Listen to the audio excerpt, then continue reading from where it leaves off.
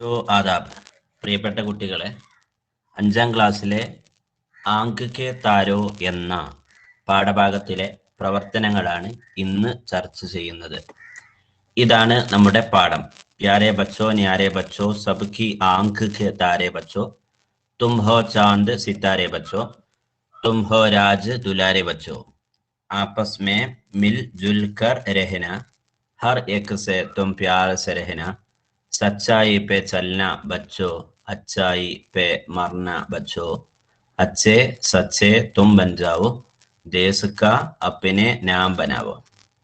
देखिए इधर ये बच्चों के बारे में लिखी हुई एक नज़म है. കുട്ടികളെ കുറിച്ച് എഴുതിയിട്ടുള്ള ഒരു പദ്യമാണ് ആങ്ക് കെ താരോ എന്നതിൽ.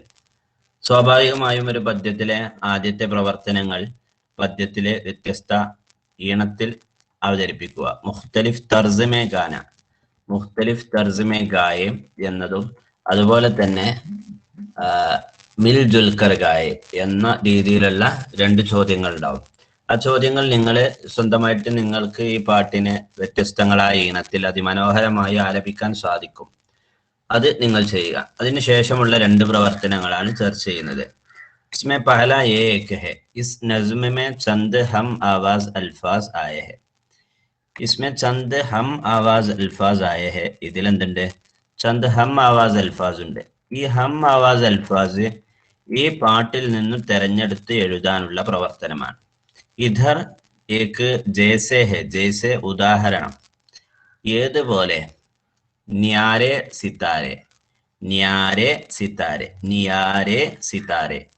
ഇത് ഹമ്മാവാസ് അൽഫാസ് ആണ് എന്നുള്ള രീതിയിൽ ഇവിടെ നൽകിയിട്ടുണ്ട്. ന്യാരെ എന്നതും സിതാരെ എന്നതും ഹമ്മാവാസ് അൽഫാസ് ആണ്. അപ്പൊ ഇതേ രൂപത്തിലുള്ള മറ്റേതെല്ലാം ഹമ്മാവാസ് അൽഫാസ് നമുക്ക് കണ്ടെത്താൻ സാധിക്കും. ഇവിടെ പ്യാരെ ബച്ചോ ന്യാരെ ബച്ചോ.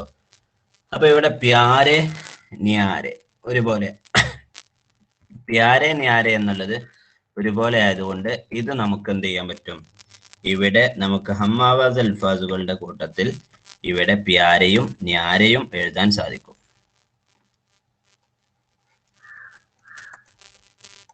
പ്യാരെ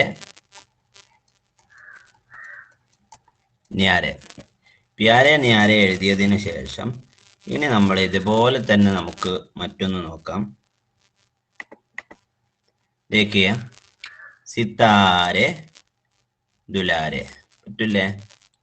സിതാരെ ദുലാരെ, സിതാരെ ദുലാരെ എന്നതും നമുക്ക് മറ്റൊരു തരത്തിൽ നമുക്ക് ഹമ്മാവാസ് അൽഫാസായി എഴുതാം. അപ്പൊ ഒരു ഭാഗത്ത് സിതാരെ എന്ന് എഴുതാം, മറ്റൊരു ഭാഗത്ത് ദുലാരെ എന്ന് എഴുതാം.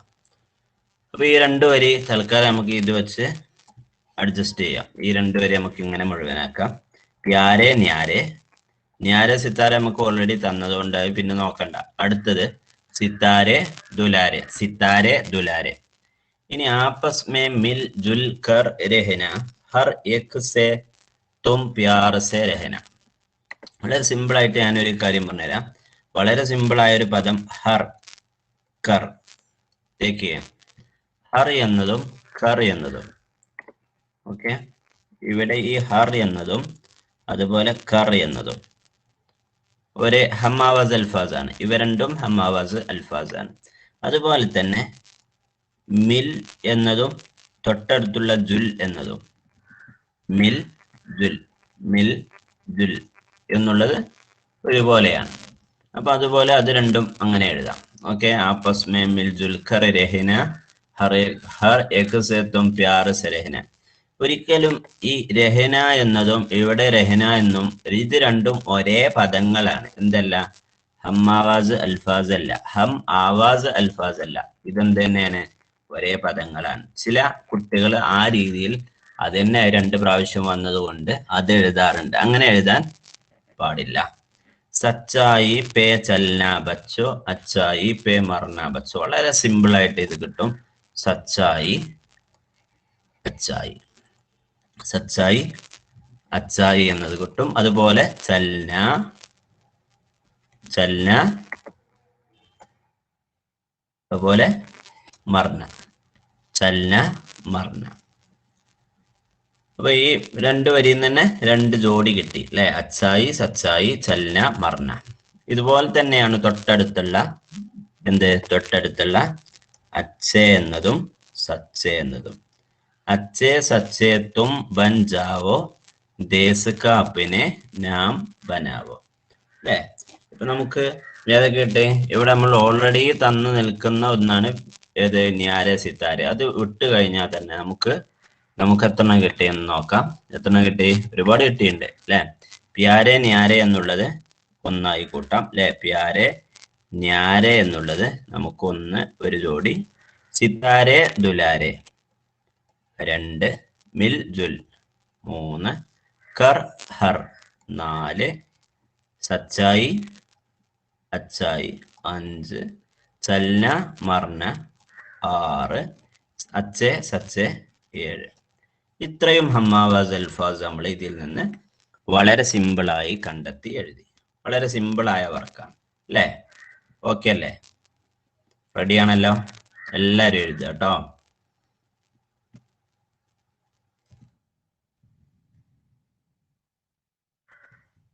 ഇനി നമുക്ക് തൊട്ടടുത്ത് വരുന്ന വർക്ക് എന്താണെന്ന് നോക്കാം.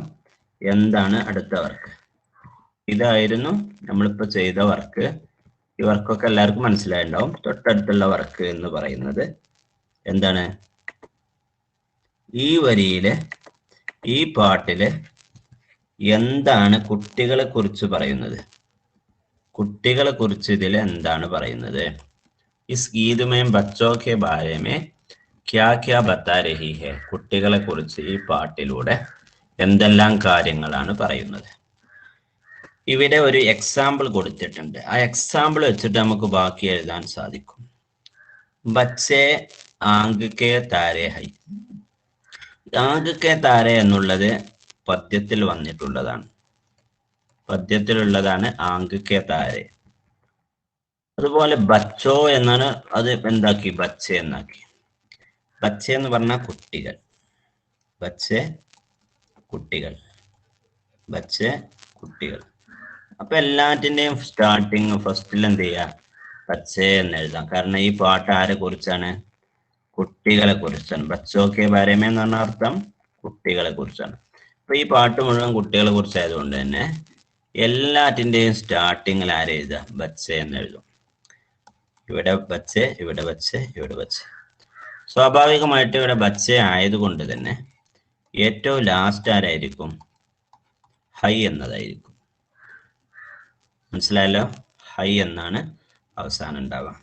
ഇനി നമുക്ക് പാട്ടിലേക്ക് പോവാം. എങ്ങനെ നമ്മൾ പാട്ടിൽ ഇങ്ങനെ കണ്ടെത്തി എഴുതാമെന്നില്ല.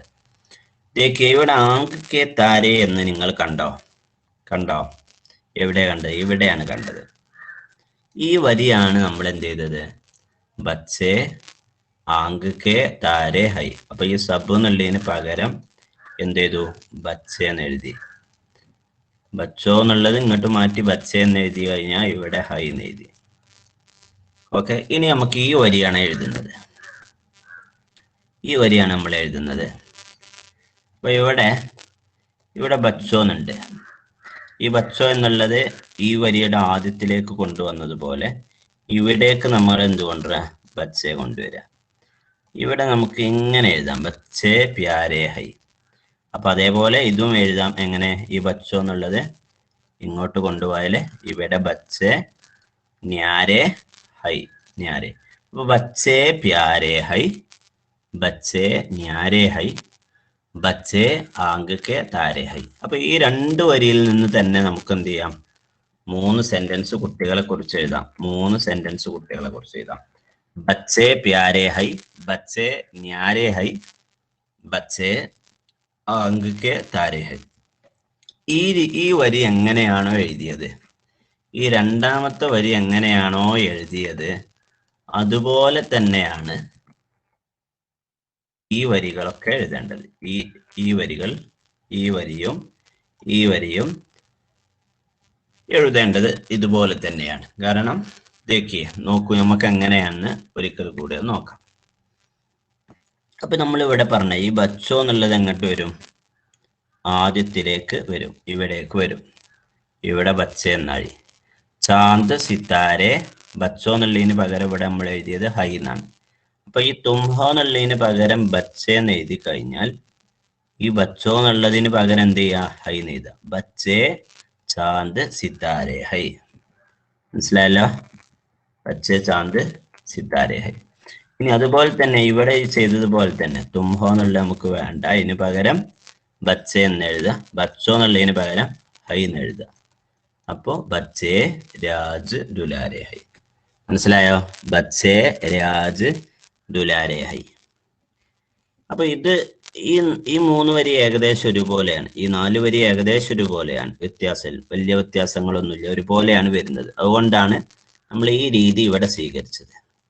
ഇനി ഈ 2 വരിയും കുറച്ച് ഈ 2 വരി ഏകദേശം അതുപോലെ തന്നെയാണ് അല്ലെ. ബച്ചോന്നുണ്ട്, ഇവിടെയും ബച്ചോന്നുണ്ട്. അപ്പൊ ഈ ബച്ചോ എന്നത് എന്ത് ചെയ്യാ, ആദ്യത്തിലേക്ക് കൊണ്ടുപോവാം. ഈ ബച്ചോ എന്നതും ആദ്യത്തിലേക്ക് കൊണ്ടുവരാം. അപ്പൊ ഇവിടെ ബച്ചോ എന്നത് ബച്ചേന്നാക്കുക, ബച്ചോ എന്നുള്ളത് ബച്ചേന്നാക്കുക. സച്ചായി പേ ചൽന, അച്ചായി പേ മർന. അപ്പൊ ഈ ചൽന എന്നുള്ളത് ശ്രദ്ധിക്കുക. ചൽന, അതുപോലെ മർന, ഇതൊക്കെ എന്താവും വെച്ചാല് മർത്തേ. ചൽന എന്നാണെങ്കിൽ ചൽത്തേ, മർന എന്നാണെങ്കിൽ മർത്തേ, രഹന എന്നാണെങ്കിൽ രഹത്തെ, രഹന എന്നാണെങ്കിൽ രഹത്തെ. ഈ രീതിയിൽ നമുക്ക് മാറ്റി എഴുതാം. ഓക്കെ. അപ്പൊ നമ്മള് ഈ വരി എഴുതുമ്പോ ബച്ചോ എന്നുള്ളത് നമ്മൾ ആദ്യത്തിലേക്ക് കൊണ്ടുപോയി. പക്ഷെ ഇതൊക്കെ നമുക്ക് ഉൾപ്പെടുത്താനുള്ളതാണ്, ഇതൊക്കെ വരിയിൽ ഉൾപ്പെടുത്താനുള്ളതായതുകൊണ്ട് ഇവിടെ നമ്മൾ ബച്ചേ കൊണ്ടുവരും. എന്നിട്ട് സച്ചായി പേ ചൽന എന്നുള്ളത് എന്താകും, ചൽത്തേ എന്നതാകും. മർന എന്നുള്ളത് എന്താവും, മർത്തേ എന്നാവും. അപ്പോൾ ബച്ചേ സച്ചായി പേ ചൽത്തേ ഹൈ. ചൽത്തേ ഹൈ ഞാൻ പറഞ്ഞു, നേരത്തെ പറഞ്ഞു ഹൈ കൊണ്ടാണ് അവസാനിക്കുക. ബച്ചേ അച്ചായി പേ മർന എന്നുള്ളത് മർത്തേ, മർത്തേ ഹൈ. അപ്പൊ ഇപ്പൊ മനസ്സിലായല്ലോ, ഈ ചൽന ചൽത്തേ എന്നാവും, മർന മർത്ത എന്നാവും. അങ്ങനെയാണെങ്കിൽ ഇവിടെ എങ്ങനെയായിരിക്കും? ഇതിൽ ബച്ച ഇല്ല, പക്ഷെ നമുക്ക് എന്ത് ചെയ്യാം, ഇവിടെ ബച്ചേ എന്ന് എഴുതാം. ഇതിലും ബച്ചോ എന്നൊന്നും ഇല്ല, പക്ഷെ നമ്മൾ കുട്ടികളെ കുറിച്ച് തന്നെയാണ് ഇത് പറയുന്നത് എന്നതുകൊണ്ട് ബച്ചേ എന്ന് എഴുതാം. ബാക്കിയുള്ളതൊന്നും മാറ്റാനില്ല. അപ്പൊ ബച്ചേ ആപ്പസ് മേ മിൽ ജുൽക്കർ രഹന എന്നുള്ളത് എന്താവും, രഹത്തെ എന്നാകും. അവസാനിക്കേണ്ടത് ഹൈ വെച്ചിട്ടാണ്. ബച്ചേ ആപ്പസ് മേ മിൽ ജുൽക്കർ രഹത്തെ ഹൈ. അപ്പോൾ അതുപോലെ തന്നെ ബച്ചേ ഹർ ഏക് സേ പ്യാർ സെ രഹത്തെ ഹൈ. തും എന്നുള്ളത് കുട്ടികളെ കുറിച്ചാണ് പറയുന്നത്. അപ്പൊ നമ്മൾ ആദ്യം ബച്ചേ എന്ന് എഴുതിയത് കൊണ്ട് പിന്നെ ഇവിടെ തും വേണ്ട. ബച്ചേ ഹർ ഏക് സേ പ്യാർ സെ രഹത്തെ ഹേ. മനസ്സിലായല്ലോ? രഹന എന്നുള്ള രഹത്തെ ഹൈ, രഹത്തെ എന്നാകും, പിന്നെ ഹൈ. ഇത്രയും പദങ്ങൾ, ഇത്രയും സെന്റൻസ് നമുക്ക് ഈ വരികളിൽ നിന്ന് കിട്ടി. ഇവിടെ നമുക്ക് 3 സെന്റൻസ് തീർന്നിട്ടും ഇവിടെ 2, ഇവിടെ 2, ഇവിടെ 2, ഇത് തന്നെ ധാരാളമാണ് അല്ലേ? അപ്പൊ ഇത്രയും സെന്റൻസുകൾ ഒന്ന് എഴുതണം. ഇത്രയും സെന്റൻസ് നമുക്കൊന്ന് എഴുതണം. എങ്ങനെ എഴുതാം? വളരെ സിമ്പിൾ ആയിട്ട് നമുക്കൊന്ന് എഴുതി നോക്കാം.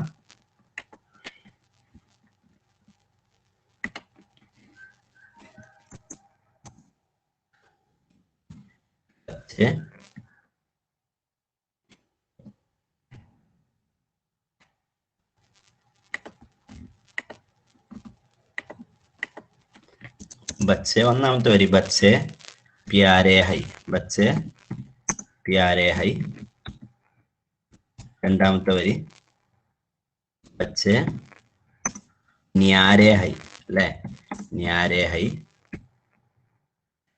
ഓക്കെ, 2 വരി. മൂന്നാമത്തെ വരി ബച്ചേ അങ്കക്കെ താര എന്നുള്ള ആദ്യം ഉള്ളതുകൊണ്ട് ഞാൻ എഴുതുന്നില്ല. പിന്നെ ചാന്ത് സിത്താരെ ഹൈ, ചാന്ത് സിത്താരെ ഹൈ. ഓക്കെ,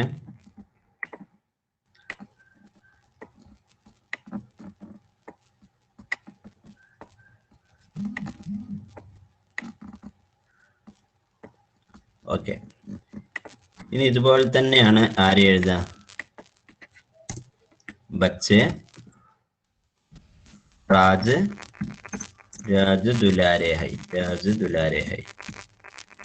ഓക്കെ, बच्चे आपस में मिलजुल कर रहते हैं, आपस में मिलजुल कर रहते हैं, आपस में मिलजुल कर रहते हैं. അപ്പൊ ഇതുപോലെ തന്നെ ബാക്കിയുള്ളത് നിങ്ങൾക്ക് എഴുതാലോ.